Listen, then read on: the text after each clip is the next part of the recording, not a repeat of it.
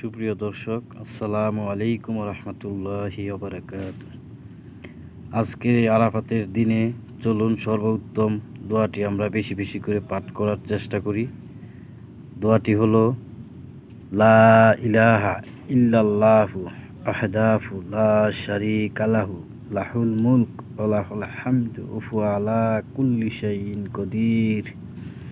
আজকের এই দিনে আমরা বেশি বেশি করে আমলটি করার চেষ্টা করব ইনশাল্লাহ।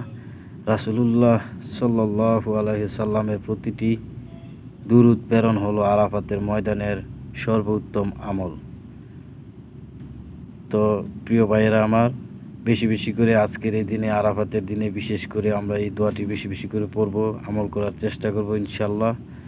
এবং এরকম ভিডিও পেতে আমার চ্যানেলটাকে আপনারা সাবস্ক্রাইব করবেন, আমাকে অনুপ্রেরণা যোগাবেন, অনুপ্রেরিত করবেন।